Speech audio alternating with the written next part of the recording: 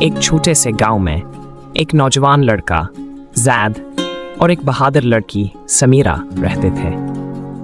जैद एक किताबों का शौकीन था जो हमेशा दुनिया के अजायबात के बारे में पढ़ता रहता था। दूसरी तरफ समीरा एक महम जो रूह की मालिक थी, जो हमेशा नए तजुर्बात के लिए तैयार रहती थी। दोनों की दोस्ती बचपन से थी, लेकिन उन दोनों के ख्वाब मुख्तलिफ थे। एक रात जैद को एक अजीब ख्वाब आया।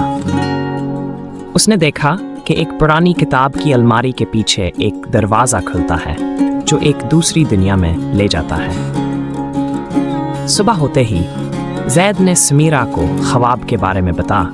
जैद और समीरा ने अपनी मुहिम का आगाज़ किया। गांव की पुरानी लाइब्रेरी में वो घंटों किताबों और शेल्फ्स के दरमियान दरवाजे की तलाश करते रहे। आखिरकार एक खफिया निशान इनके हाथ लगा। निशान एक मखसूस किताब की तरफ इशारा कर रहा था।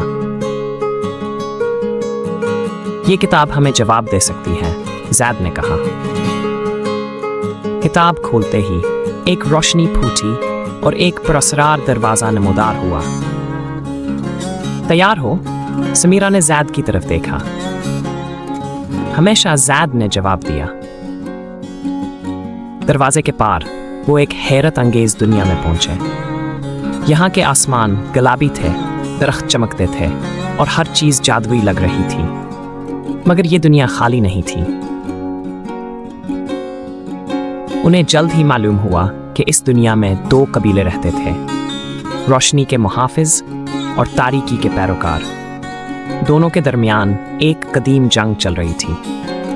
जैद और समीरा को एहसास हुआ कि वो किसी बड़ी कहानी का हिस्सा बन चुके हैं। हमें ये जंग खत्म करनी होगी, समीरा ने फैसला कुन अंदाज में कहा।